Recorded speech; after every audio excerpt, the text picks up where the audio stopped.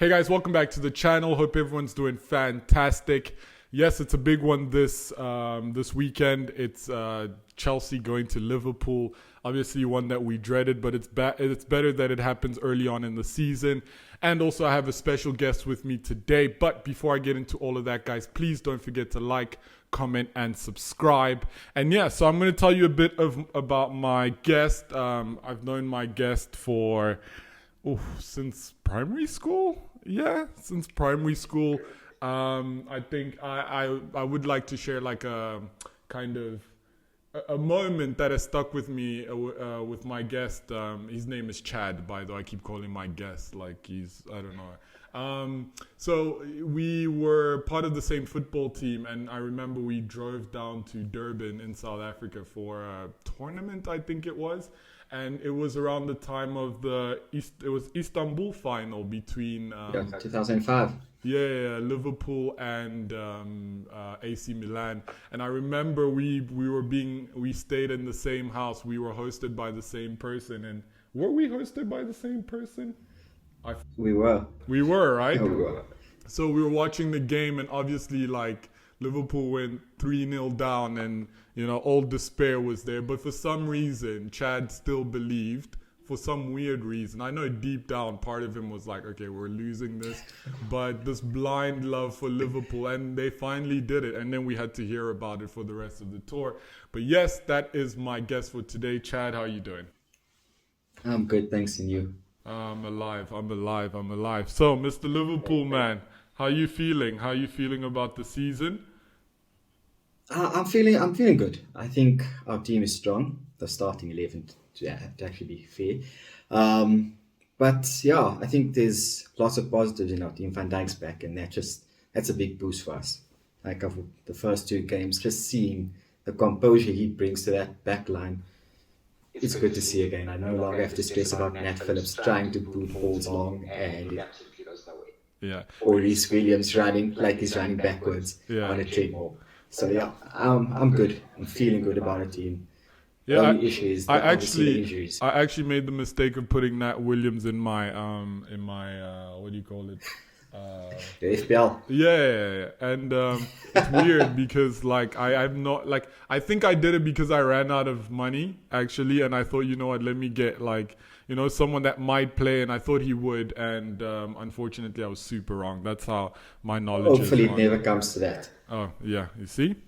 Well, that is tough. So anyway, guys, just to let you guys know of what, obviously there's the match against Chelsea versus Liverpool this weekend, which is a tough one. It's a big game for both teams. They're both top of no, we're not. I think Aston Villa's now, is it? West Ham, sorry. West Ham. Yeah, West Ham's top. And so it's going to be a big one. Obviously, the Champions League draws have been done. How do you feel about your group, just quickly? I feel like it's obviously the group of death, but I actually look forward to it. Like, I think we needed those big games in the Champions League, and with fans back, this is what we deserve to see. Like, I look forward to actually seeing Liverpool versus Milan again. Yeah, that's well, there you have it. But also, there's one question that I wanted to ask as a Liverpool fan. What do you think of? Do you think the club is on a downturn after the magnificent years that you guys have had, or do you still think there's something in there that club can pull out from this team? Well, obviously, I think after we won the title, we clinched it against you guys. Then. I think that there was a dip in form. Yeah. There was obviously a clear dip in form there, but I think that was just because the guys got complacent. Season was over, league was wrapped up. And then obviously last season was the injuries. So I wouldn't judge too much on last season. I think there is still a bit of fight left in the team. My only issue is the squad depth that we have. Obviously, more injuries happening to us this season. We've seen what impact it can have on us. Right. Okay, so just looking at your season so far, I guess you've won 2 games and you've looked pretty good in both matches. I mean, they were against Norwich and who else was it? And we played last week. Burnley. I mean, come on, like even Burnley did end our Anfield run, so It was a bit Yeah, of but I revenge. mean, that was again, like you said, that was a horrible season for you guys with all these injuries and and And Mane not wanting to play for you guys anymore. I think, but let's not get into that right now. I don't think that's the case.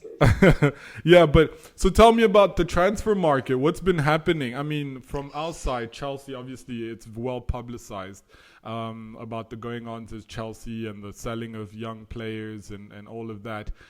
So, yeah, what's going on at Liverpool? Anything coming in? I'm saying that because I know the answer, so it's funny. I honestly don't see anything happening in the next few days until the window closes. Seeing Klopp saying that anything could happen, but that's Klopp. He always tries to act positive, but I honestly don't think he's been backed in the window. I would have loved to see a midfielder coming to replace Wijnaldum because he was available throughout the season, and that's something that we're going to miss, especially with Keita, Thiago, Henderson all being injury prone. And I would have loved to see an attacker coming. We've lost Shaqiri now, and Origi just doesn't look like he's up to it. He looks like he's there on a holiday, enjoying a paycheck. So, yeah, I would have loved an attacker that can come off the bench and provide goals. Yeah, wow. Okay, that's interesting. I mean, yeah, I mean, from outside, again, I put out a video a couple of weeks ago about how I felt about the Lukaku transfer. I've seen that. Obviously, it wasn't well received by Chelsea fans, and I totally understood why. But yeah, so I just the whole season we thought we were gonna get Erling Haaland, and yeah, and that was the vision that we had, and I was super excited about that because it looked like Chelsea was building this young generation of players that could tackle Europe and the Premier League for a long time to come. And with Lukaku, it just feels like in a few years we're going to go back into the market and do it again. So I mean, from our side, we're looking okay. Obviously, with the Koundé and Nigel, what's his name? It's Saul. Spanish name. Saul Yes. coming in, which we'll see how that goes. I think Chalaba is good enough to hold that spot, but now with Koundé coming in, it's going to push him back down the pecking order. Yeah. But it is what it is. I mean, I have to back the team, and at least we're not Arsenal, right? Like that's all I can say. At least we're not Arsenal. I honestly don't understand how Arsenal didn't sign Tammy Abraham from you guys. I think that was the perfect striker for them. He scores goals. How they let that slip? Yeah, I watching his interview when he went to Roma, he just I think the persistence of Roma was the factor. Obviously with Mourinho, not that I don't think Tammy ever played first team for Mourinho, but he did train with them, so I think he understood kind of what Mourinho is about. So obviously, a lot of people are saying that Mourinho is past his prime, which like that's a debate. But he's still Mourinho. So when he picks up the phone and you get a call from him, it still means something to some players. So I think, Mourinho, Arteta, you kind of but yeah, exactly. So. Getting into it. So it's a big one this weekend. Before we get into your predicted team, tell me what are your thoughts? What do you feel about this match? And just let it out. I'm excited. The reason why I wanted you on is because I know that you're gonna give it like 100%. You're gonna give me the truth, and so tell me. Okay, so honest opinion, I think this Chelsea versus games just seem like they're always this absolute magnificent game. Like if it's not Hazard tearing our defense apart, it's some absolute moment of brilliance that would actually win the game. So I look forward to these games. I think tomorrow's no different. You have Lukaku coming in, who's got a point to prove in England, and then obviously we have Van Dijk back. So it's that battle that everyone's looking forward to seeing. And then of course we lost to you guys last year at Anfield, so we need to make up for that. I think we will beat you. I'm not going to say we could. It's going to be about, I'm looking at 2-1. I think we'll have a Kai Havertz goal and Salah and Jota getting on the score sheets. Wow. Interesting.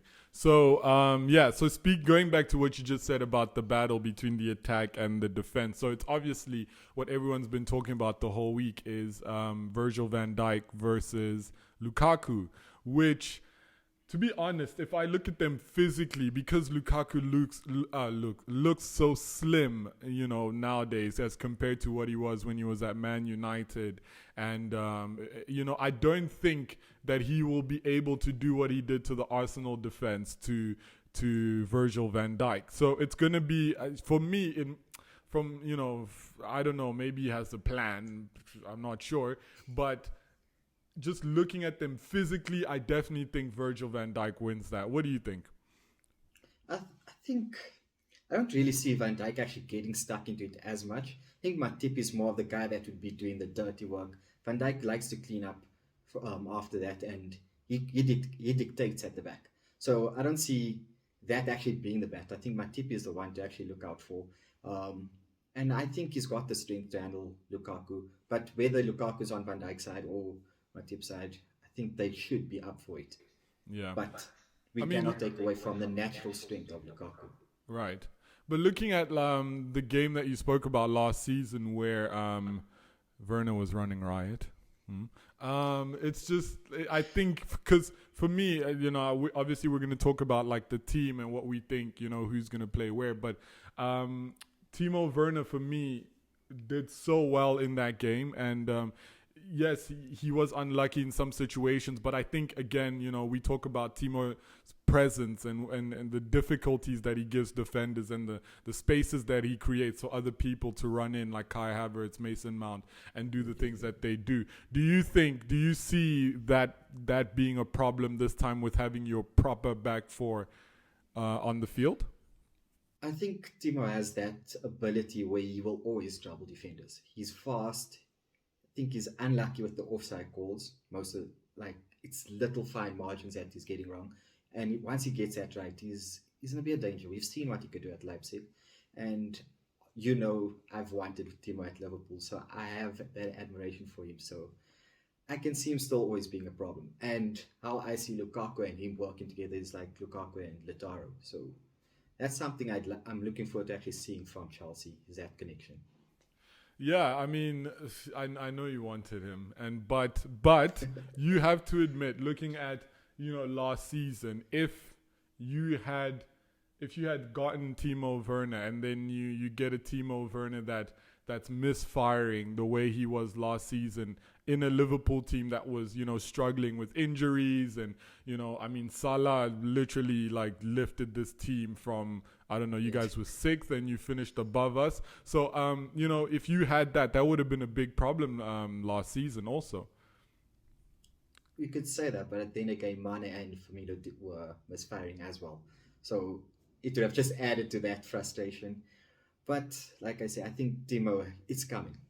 That guy, he looks like he's hungry. He looks like he wants to prove that he's capable of succeeding in England. And I just like the guy. Awesome. One player that I really like in your team, and I'm going to move away from Salah because okay, this is a kids show. Is Jota. I think Jota is a very, very exciting player. I was very disappointed in his Euros because I thought that there was going to be a little more from him. Obviously there's big personalities in that Portuguese team with the Cristiano Ronaldo's and so forth, but it seems like when he's at Liverpool, he kind of gets it back into that space the same way what's his name is at United. So it's how do you feel about Jota's integration into that front three? I think Jota's actually fitted in perfectly. When he signed, I wasn't really over the moon. It's Diogo Jota coming in. But I had some belief that he'd do something. I looked at I seen the numbers that people were posting on Twitter. I was like, he has similar stats to Mane before he joined. Maybe there's something that Klopp is seeing in this guy. And he hasn't proved me wrong. So I look forward to seeing him this season. Hopefully he stays injury-free. Last year he obviously had that injury that impacted him. But him with Mane and Salah, he looks like he's going to bag a few goals this season. So, but what does that mean for the king, the Brazilian, the almighty, the one, the defensive striker, Mr. Firmino? What does that mean for him? That's the issue we have right now. We actually get into it later when we talk about our lineup, but I think Firmino's coming back into the team this weekend. Firmino brings something that's just different to Shot. Shot will bring you the goals. Firmino will bring Salah and Mane into the game more. So they bring two different aspects to the game. I would have loved Firmino to get back to his goal scoring ways. That 2017-18 Firmino was absolutely something else, but he's still good. Yeah, It does frustrate me a lot. I hope that doesn't happen, but yeah, no, sorry, carry on. Yeah, Firmino does frustrate me a lot, but I have a soft spot for Firmino. He's a quality player on his day. Let's just hope that last season was one of those based on everything that's happened, and he can just get back to normal. Amazing. All right, speaking of the team, so let me know what your team, your predicted lineup for Liverpool is against Chelsea. Klopp is a simple guy. I think anybody knows how Klopp will line up. There'll be like one surprise most of the time when it comes to his lineups, but I think it's obvious. Alisson in goals. You have Trent, Matip, Virgil, and Robertson will come back into the team. Fabinho was back in training this week, so Fabinho will definitely start, and Henderson.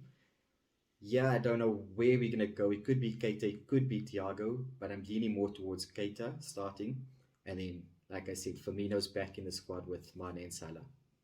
That's so. What happened to Thiago?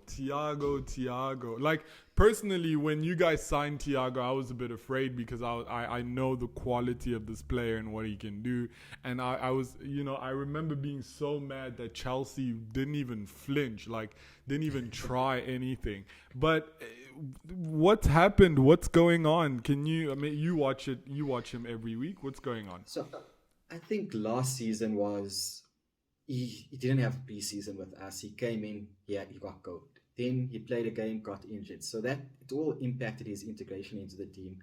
And then when he did start playing regularly, Fabinho was in the defense, then Henderson was in the defense, and made Thiago become that defensive midfielder where he had to break up tackles. And we all seen he absolutely sucks at tackling. Like he would just get a yellow card from the get-go. So I think once the midfield's established, the last 8 games of last season when Fabinho was in the midfield, we've seen the Thiago that we know, and that should come through this season. They said he had an injury going into the Euros, and that's why he hasn't actually had that much preparation coming into the start of the season. So I don't think he'll start tomorrow, but he should be integrated into the team not long, maybe after this international break. Right. Awesome. Well, I mean, from our side, I think, again, the only surprises might be, well, you see, that's the thing with Tuchel right now, because we have so many options in different areas of the park. It's kind of hard to pin down an 11. So from my thinking, I think what I think would work best against this Liverpool team, obviously Mendy in goal. I think Christensen, Rudiger should be a staple. I know the last time, not the last time, I think when the last time you guys came to the bridge, Christensen got a red card. That was earlier on last season, right? So I'll have those two, and I would go with Chalobah at the back in that back three. The reason why is because of the speed of Mane and you're interchanging with either Jota or whoever's on, but just the speed that your forwards bring, I think he would be able to handle that better than Azpilicueta at this point. I think Azpilicueta is getting to that point where it's kind of like some games you can see that he's slowing down because he just can't keep up. So I think there's enough faith in Chalobah to kind of get in there, but I think, to be honest, if I look at Thomas Tuchel's matches before, he's probably going to put Azpilicueta in there just for experience.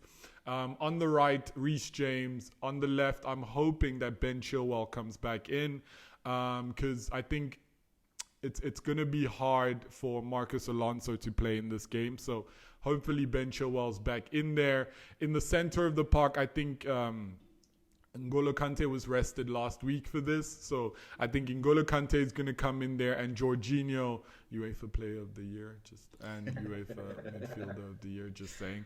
And up front, which is the interesting part, I think we're going to go with Mount, Lukaku, and Timo Werner. I think Tuchel enjoys that aspect of having Timo Werner run at defenders, and I think it'll be perfect because you guys play such a high line. I think it's gonna be perfect for that. So that's my team. I think we can beat Liverpool. Yes, I do think we can beat Liverpool, but I think the best way to do that is to make the game, as you said before, as boring as possible. We need to not, we need to not play this game of who can attack the best type vibes. We need to, almost bore your attackers to death for the first 20, 25 minutes. And I think from there, maybe on the counter or, just by playing into Lukaku, if he gets the hang of things with your defenders, then maybe we can nick a goal from there. Because I'm still not sure that we can play like a football to football game against this this Klopp side. But yeah, your thoughts? Well, I think obviously Kante, when it comes to Kante versus Liverpool, he steps up another level. Yeah, he even becomes a goal scorer against us. So Kante is that danger man. Yeah. The wing backs against us,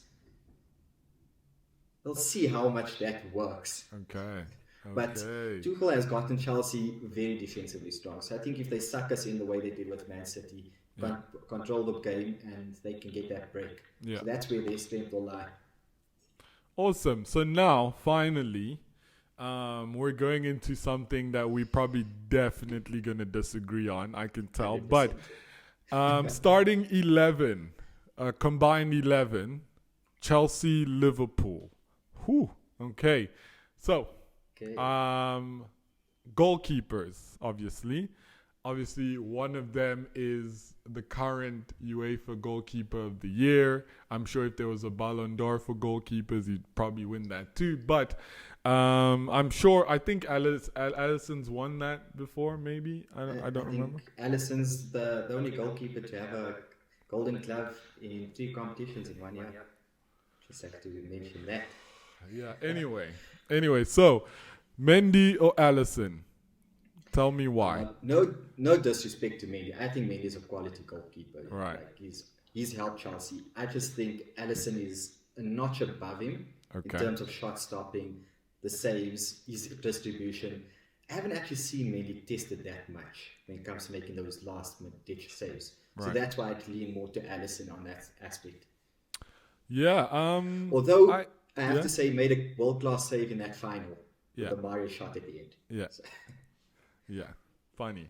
Okay, so you know what? The thing is, I think that will probably be the easiest one for me to give you.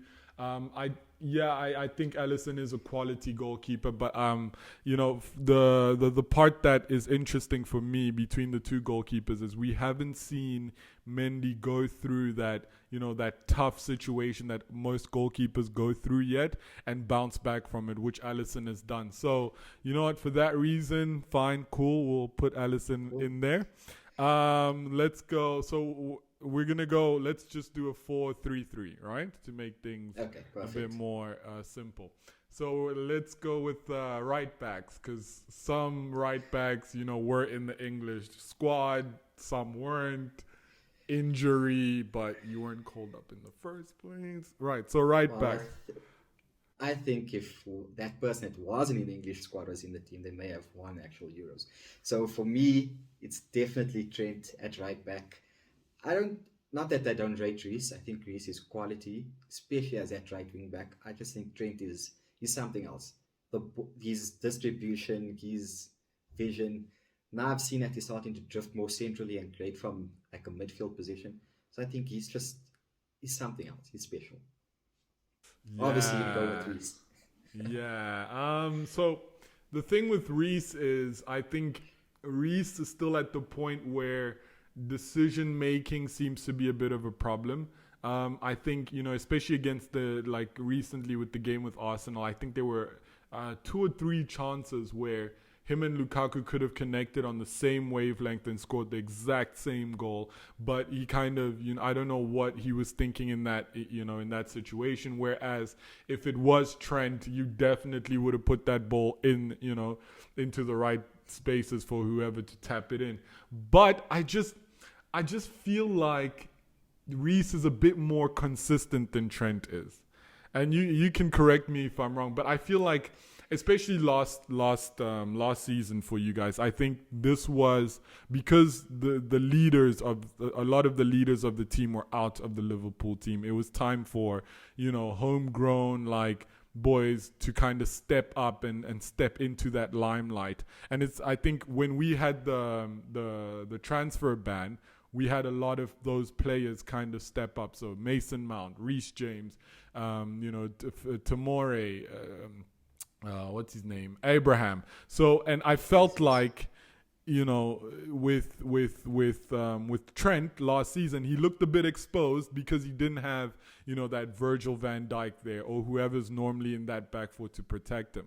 So, yeah, what do you think about that? Yeah, I do think Trent was tested a lot more last season defensively. He didn't have Henderson, especially, who used to drop in when Trent pushes up to protect him there. But I think it actually molded him more. He became better over time. At the beginning of the season, he missed out. He had COVID, he had injuries. But as the season started to go on, he started to get better defensively. The back end of the season was all Trent, Thiago, and Salah. They have to carry us into Champions League. Damn it. Okay, so fine. I'll give you Trent. And the only reason I'll give you Trent is because, there's just, I just feel like Reece is there, but Trent is there's just that little bit above Trent. Trent is just a little bit above him. Moving on to let's go with center backs. The first one, Rudiger. And who are we going for, Matip or Van Dijk? So Van Dijk is definitely in. So that we'll have to, it's a toss-up between Rudiger and Matip there. I think Rudiger's definitely stepped up a level since playing under Tuchel. He's looked phenomenal. Champions League, the semis and the final, Rudiger looked like the best defender in the tournament. So, but Matip, when Matip plays, is quality. Yeah, but for trouble. You know what? It's enough of this Liverpool plays in this team. So I'm gonna go for. We'll give you Rudiger for this one. Okay, fine, fantastic. So we'll go with. I'll give you maybe 2 more players. So I'll give you Van Dijk. So we'll put Rudiger in there, Van Dijk, and obviously left back. You know how I feel about Ben Chilwell. Obviously now that he's a Chelsea player. It's great. It's fantastic. I back him. But if I had to pick between Robertson and Ben Chilwell, bro, I'm sorry, Chelsea fans.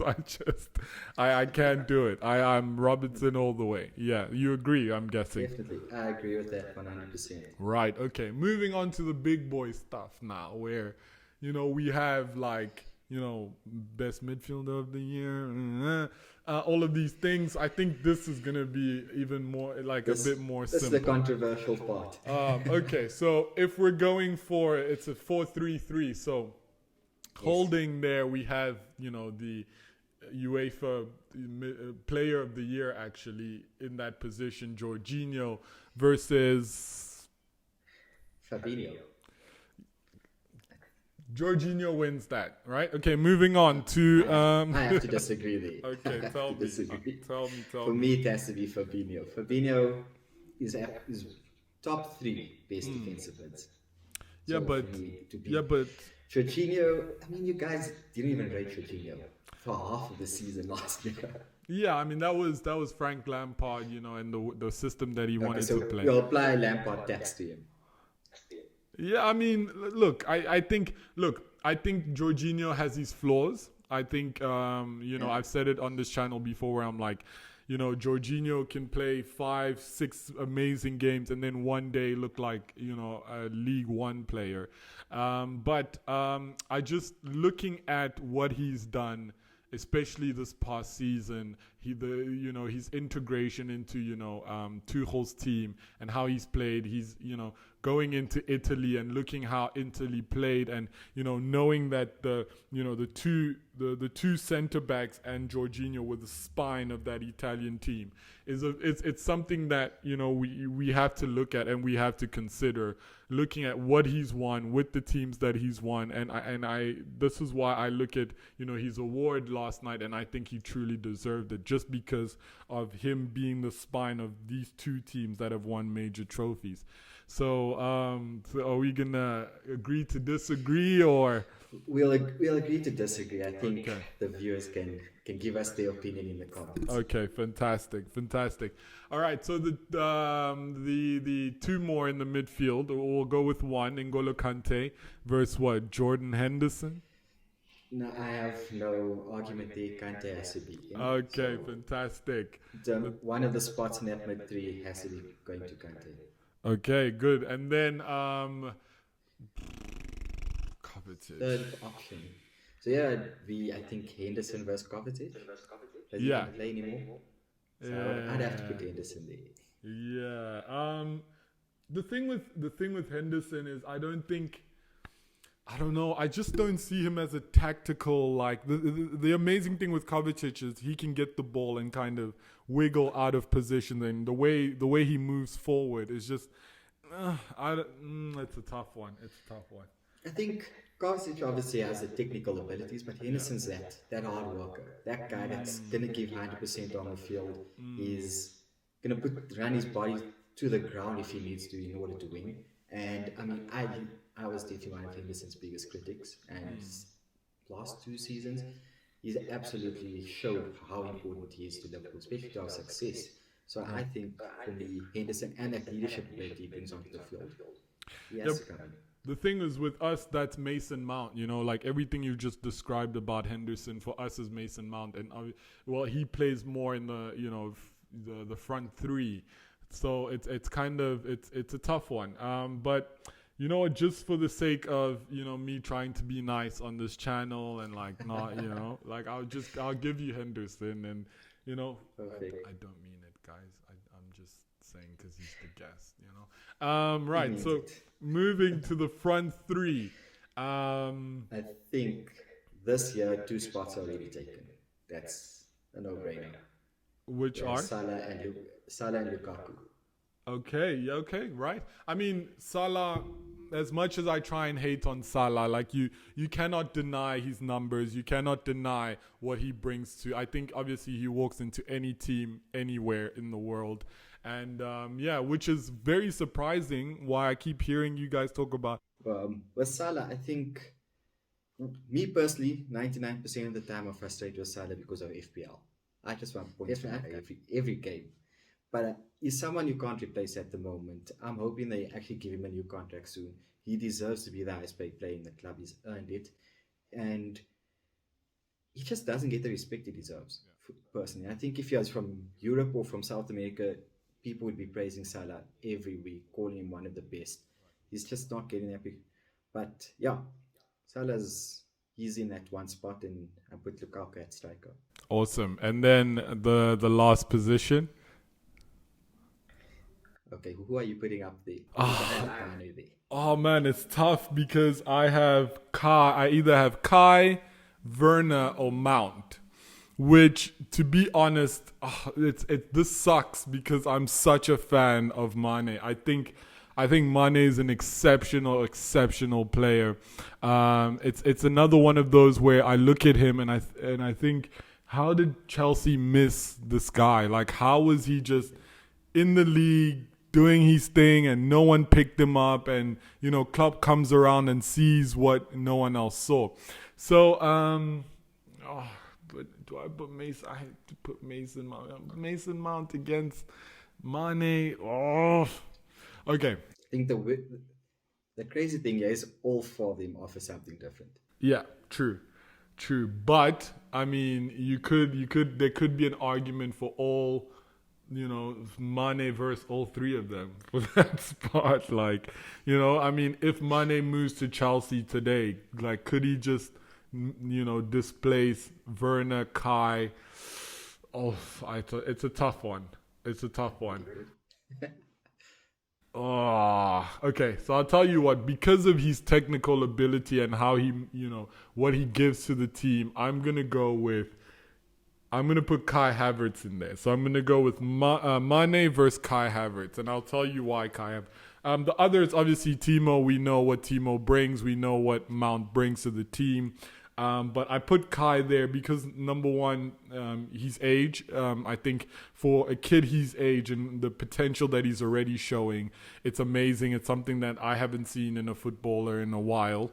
Again, there was one of those signings where I was like, why are we paying so much money for this guy? But the more I watch Kai Havertz, the more I see and understand what he brings. And I think Kai Havertz is going to be an exceptional player. And I think part of that, part of his growth is adding goals to his game. Like, he's already doing that, but I think he adds more goals to his game, and we will be talking about him like we talk about, the Kevin De Bruyne's and so on and so forth. So, yeah, so basically that's my argument for Kai. I think out of the three, I put him, top of those three, at Chelsea at this moment, just in an overall, kind of perspective. And, so Mane versus Kai, what do you think? Yeah. So I'm obviously a fan of Kai. He was, again, another player linked to Liverpool before going to Chelsea. I watched him a few of his games. He's that guy that plays any position. They've played him in the centre mid. They've played him at cam. They played him as a false nine. And like you said, adding goals would be the next big thing for him. And he's going to do that. He's still young. He's raw. You can see the talent is there. So I will obviously rate Kai, but I don't rate him above Mane at this point in time. He'll definitely be there at some point, but based on current form, I have to put Mane there. Yeah, you know what? To be honest, I can try and fight it, but I think I'm gonna have to agree with you on that one. And that's just because on a personal choice, I just think Mane is exceptional, and he continues to prove himself. And so this team is kind of Liverpool. There's a lot of Liverpool players. It's Alisson, it's Van Dijk, it's Trent. It's Robertson. It's who else do we have in there? Henderson, Salah, and Mane. Yeah, Henderson, Salah. That's a lot. I feel like I've just been pranked. I've been punked. Obviously, Chad got his way. That wasn't the thought when I started this video.